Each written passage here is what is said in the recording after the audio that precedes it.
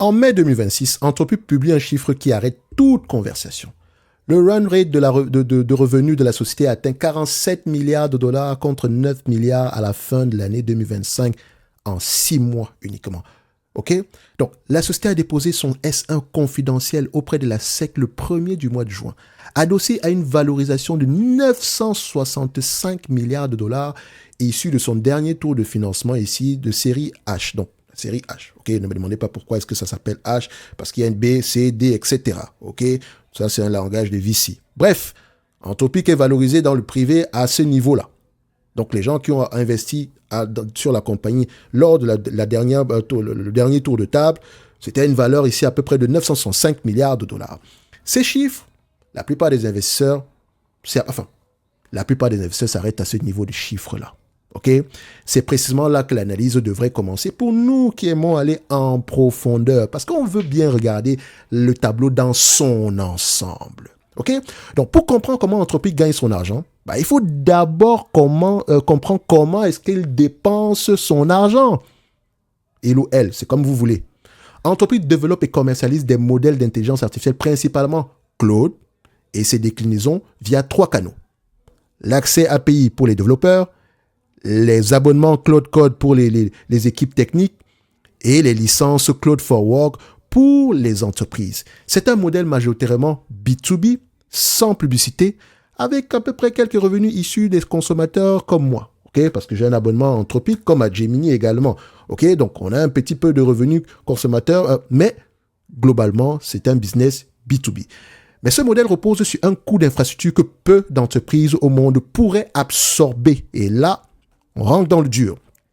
Selon des projections internes, je dis bien internes, je n'ai rien vérifié ici, avec partagées par des investisseurs, des VC, et rapportées par le Wall Street Journal et The Information, abonnez-vous à ces différentes pages, à ces différentes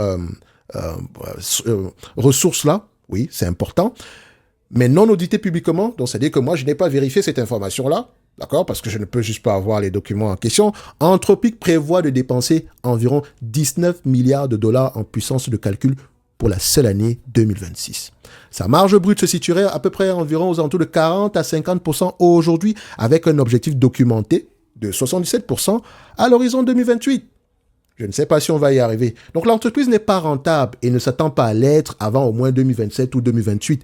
Et très souvent, ils vont même repousser ce genre de peut-être même 2029. OK? Donc, on va se dire avant quelques années. Il reste un élément que les chiffres de revenus publiés ne disent pas directement. Anthropic comptabilise ses revenus sur une base brute, c'est-à-dire qu'elle enregistre le montant total facturé à ses clients, y compris les sommes qui repartent vers ses partenaires cloud. Et là, on descend encore d'un étage.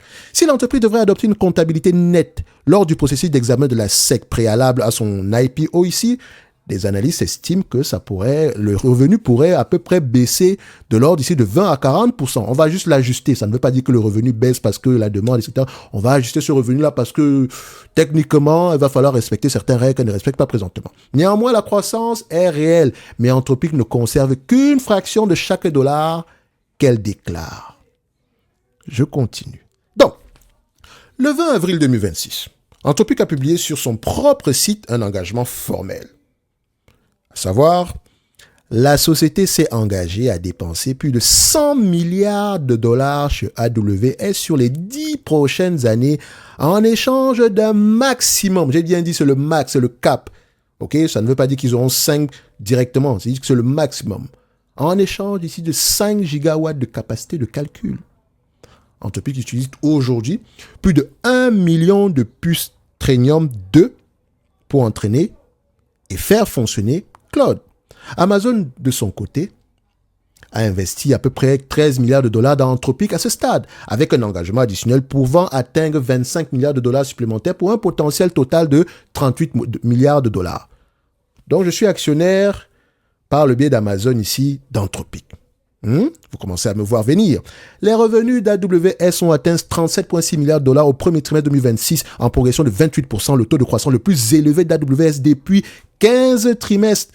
Donc, le carnet de commandes AWS s'établissait à peu près aux alentours de 364 milliards de dollars en fin du mois de mars 2026. Et ce chiffre n'intègre pas encore l'engagement des 100 milliards d'Anthropic.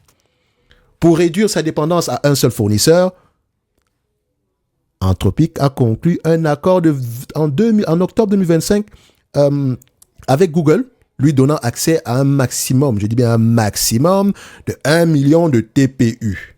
Les puces propriétaires d'Alphabet pour un montant évalué à plusieurs dizaines de milliards de dollars. On continue. Google Cloud a enregistré au premier trimestre 2026 une croissance de 63% sur un an pour atteindre 20 milliards de dollars, le taux de croissance le plus rapide de son histoire. Son carnet de commandes a presque doublé sur le seul trimestre pour dépasser les 460 milliards de dollars. En parallèle, Anthropic a conclu un accord avec SpaceX pour utiliser la capacité de calcul des data centers Colossus 1 et Colossus 2 à Memphis, représentant ensemble environ 340 mégawatts de puissance à raison de 1,25 milliard de dollars par mois jusqu'en mai 2029, selon le prospectus S1 de SpaceX. Enfin, ceux qui ont consulté le prospectus.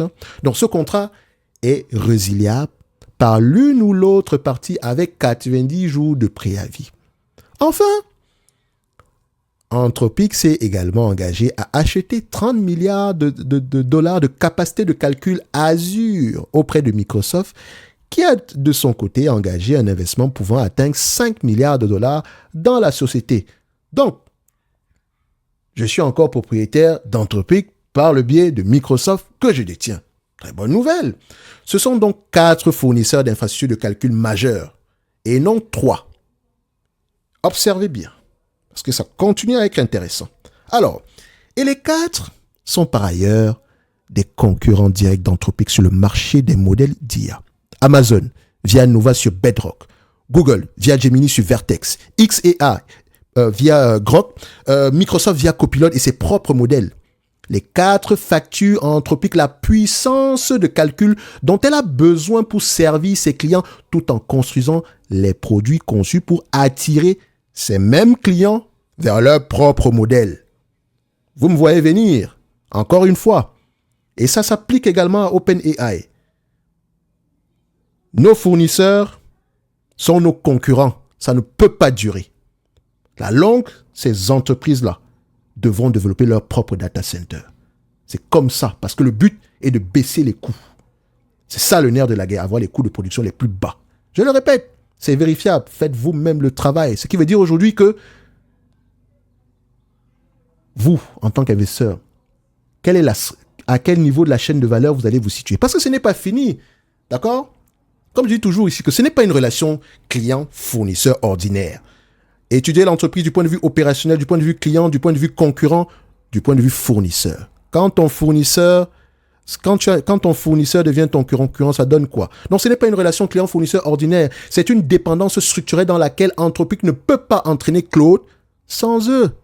Alors qu'aucun d'eux n'a besoin d'Anthropic pour avoir une stratégie IA. Anthropic est donc dépendante. Du jour au lendemain, XAI dit « Non, finalement, on annule. Boum, parce qu'on a besoin de plus d'espace. C'est fini. Google fait la même chose. Microsoft fait la même chose. Amazon fait la même chose. Parce qu'elles ont également un produit, une stratégie IA qui va au-delà des data centers avec leur propre modèle. Alors, tu choisis quoi? Ce n'est pas terminé parce que le rapport de force est asymétrique par construction. Google conçoit ses TPU, mais ne les fabrique pas. OK? Broadcom, c'est Broadcom ici qui les conçoit et les produit. Broadcom est le partenaire de conception et de fabrication de Google sur plusieurs générations successives de TPU et les deux sociétés ont signé en 2026 un accord de fourniture courant jusqu'en 2031. Anthropic elle-même a passé une commande de 10 milliards de dollars de racks TPU Ironwood au troisième trimestre 2025, suivi d'une commande additionnelle de 11 milliards au quatrième trimestre pour livraison fin 2026, commande qui transite directement par bonsoir Broadcom. Au deuxième trimestre de son exercice fiscal 2026, clos le 3 du mois de mai 2026, Broadcom a publié des revenus de puces IA de 10,8 milliards de dollars en hausse de 143% sur un an, sur des revenus totaux de 22,2 milliards de dollars en hausse de 48%. La guidance pour le trimestre suivant anticipe des revenus de puces IA ici en hausse de plus de 200% sur un an pour atteindre 16 milliards de dollars sur des revenus totaux de 29,4 milliards. Le CEO, Octane, a fixé un objectif de dépasser 100 milliards de dollars de revenus de puces AI d'ici 2027. Un chiffre qui représenterait 57% de plus que l'intégralité du chiffre d'affaires total de l'entreprise pour l'exercice 2025, qui s'établit à peu près à 63,9 milliards de dollars. Ce qui rend la position de Broadcom structurellement distincte de celle des hyperscalers, c'est son indifférence à l'issue de la compétition entre les modèles. Si Claude gagne des parts de marché, Anthropic achète plus de TPU à Google et Google commande plus de puces à Broadcom. Si Gemini gagne, Google déploie à peu près plus de TPU et Broadcom les produit quand même. Si un cinquième modèle émerge chez un autre hyperscaler, la couche silicium, elle doit également être remplie. Broadcom est très bien positionné. Cette position n'est pas inconditionnelle, attention. Amazon construit déjà sa propre supply chain de puces via Annapurna Labs. Et Google finance des programmes d'internalisation qui pourraient à terme réduire sa dépendance à Broadcom. Mais la vitesse à laquelle ces programmes montent en puissance et leur capacité à atteindre la performance par watt que Broadcom livre aujourd'hui, pas demain, est précisément la variable que les chiffres actuels ne permettent pas de trancher. Donc, même si Broadcom est bien positionné, n'oubliez pas, le but du game, c'est d'avoir les coûts de production les plus bas. Je ne fais que dire ça. Un jour, vous allez vous lever, vous allez constater que c'est ça. Parce que ça, c'est déjà visible en date d'aujourd'hui. Vous le voyez. Donc, NVIDIA illustre la même logique, mais depuis l'autre côté. Parce qu'Anthropic utilise des GPU NVIDIA en parallèle des puces personnalisées d'Amazon, d'Alphabet, de Microsoft et de xAI. Parce que certaines charges de travail exigeantes n'ont pas encore d'équivalent comparable hors de l'architecture CUDA. OK? Donc, au premier trimestre de son exercice fiscal 2027, trimestre clos ici le 26 avril 2026, NVIDIA a publié des revenus de data center de 75,2 milliards de dollars, en hausse de 92% sur un an, sur un total de revenus de 81,6 milliards. Donc, la société a annoncé sa plateforme Vera Rubin conçue spécifiquement pour les workloads d'IA agentique dont la production a démarré pour les data centers IA. Broadcom et NVIDIA accélèrent toutes les deux précisément parce que la compétition entre modèles intensifie la demande de silicium plutôt que de la menacer. La vraie question dans l'IA n'est pas qui construit les meilleurs modèles, c'est qui contrôle la couche dont les meilleurs modèles ne peuvent pas se passer. Enfin, ne peuvent se passer, ou c'est comme vous voulez, ok? Qui contrôle cette couche-là? Si tu lis la trajectoire d'Anthropic en te demandant uniquement si la croissance est réelle, tu réponds à la mauvaise question. La question plus difficile est de savoir à quelle couche de cette chaîne le pricing power se concentre durablement et laquelle résiste une fois que chaque hyperscaler, chaque gouvernement souverain et chaque grande entreprise construit sa propre capacité. Qui sera le last man standing? À quel niveau ça va se situer? Donc, le prompt, comment fonctionne cette industrie, force à cartographier. J'ai bien dit comment fonctionne l'industrie, force à cartographier. Qui crée et qui capture la valeur dans la chaîne IA entre les producteurs de modèles, les hyperscalers et les fabricants de silicium, et à quoi les barrières à l'entrée ressemblent à chaque niveau. J'ai choisi mon combat. Hyperscaler. Amazon, Microsoft et comment elle s'appelle encore Alphabet. Je suis à ce niveau-là. Maintenant, vous pouvez avoir un avis différent. Vous gagnez, ceux qui sont au niveau ici des couches de silicium gagnent beaucoup d'argent, grosse performance, mais n'oubliez pas demain. Donc, ensuite, on a un deuxième prompt. Le prompt, quels sont les moteurs de croissance et de marge? C'est le nom du prompt. Celui-là désagrège ensuite ce qui drive les revenus et la marge de chaque couche. Croissance organique ou effet de réseau. Demande structurelle ou cycle d'investissement en infrastructure. Pricing power ou risque de commodisation à mesure que les hyperscalers développent leurs propres puces.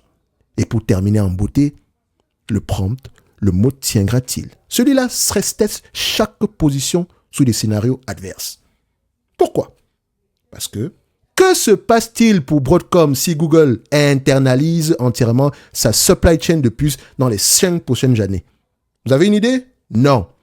Que se passe-t-il pour AWS si Anthropic renégocie ses termes au moment de son IPO? Rappelez-vous, mon fournisseur est mon concurrent, ou bien mes fournisseurs sont mes concurrents.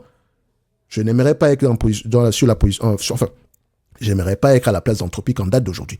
Même si, selon moi, Anthropic en termes de modèle, 5 étoiles. Je n'êtes pas encore abonné à Anthropic, je ne sais pas ce que vous faites dans la vie. OK?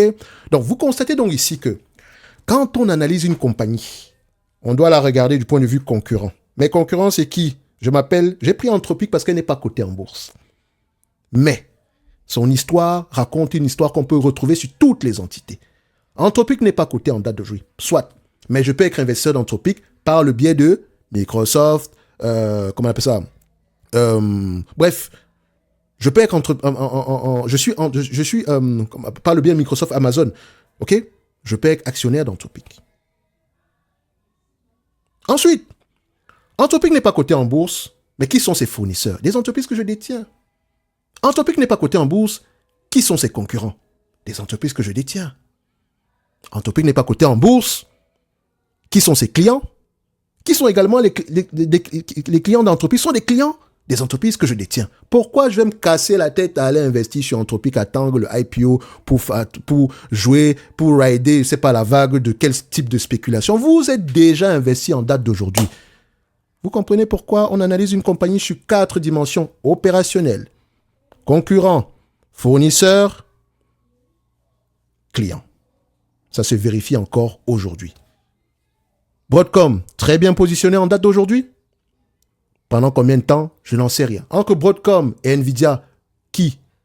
Pour moi, je prendrais Broadcom. Tout simplement parce que, à long terme, Broadcom pourrait bénéficier du shift vers la baisse des coûts de production, même si elle-même n'est pas immunisée. OK? Donc, les amis, le stock picking, ça n'est pas que des chiffres. OK? Il faut regarder à peu près comment est-ce que les éléments sont liés. Il faut regarder comment on appelle ça? Comment on appelle ça? Big picture. OK? Le tableau dans son ensemble. N'ayez pas honte aujourd'hui d'être uniquement investi sur les logiciels. Ne vous inquiétez pas. Vous pensez que les dates... Anthropic vend quoi? Qui sont ses clients? Qui sont même les clients? Tu es un investisseur? C'est la question que tu dois te poser. Je n'en dis pas plus. Rappelez-vous, un like, un abonnement, un commentaire, ça fait toujours plaisir. Mais ça ne nous permet pas ici d'avancer rapidement dans le financement de notre projet. Et ce projet-là est uniquement financé par la bibliothèque de Prompt, qui répond aux questions que j'ai posées tantôt. Je n'invente rien. Ceux qui ont cette bibliothèque-là, allez creuser. Ceux qui ne l'ont pas, bon courage à vous. Vous avez à peu près un canevas pour aller continuer à creuser de vous-même. Comme d'habitude, matin, midi, soir, Amazon, Microsoft, Google, Meta. Ah, Google a fait moins 5% en date d'aujourd'hui. Il paraît, hein. À l'heure où je tourne cette vidéo, on me souffle dans l'oreille que, oh, Thierry, Google, Alphabet, excusez-moi, je l'appelle toujours Google, ça sera toujours le cas. Alphabet fait moins 5,6%. Pourquoi? Parce qu'il y a peut-être un scientifique qui a quitté pour aller chez un concurrent. Ils ont l'argent. Qui a les poches profondes ici? Alphabet peut dépenser pendant très très longtemps sans mettre en danger son business principal. Hein? Pensez comme des entrepreneurs. Vous n'êtes pas des stock pickers, vous êtes des business pickers. On va encore vous dire ça comment? Vous voulez continuer à rester en surface? Courage à vous. Mais je pense que c'est le moment de commencer à creuser un peu plus que ce que vous avez en termes de chiffres. OK? Les agrégateurs, etc., 2 secondes, c'est suffisant. Mais pour aller plus loin, il faut commencer à se poser les bonnes questions. Et on se pose les bonnes questions, ça commence où? Avec ceux qui pensent en matière de stock picking sérieusement. Et je pense que sur Top Invest, c'est ça qu'on fait. Merci à tous ceux qui vont rejoindre le projet ici. De toutes les façons, vous obtenez quelque chose aujourd'hui qui va vous permettre de ne plus voir le stock picking de la même manière qu'hier. Merci, au revoir.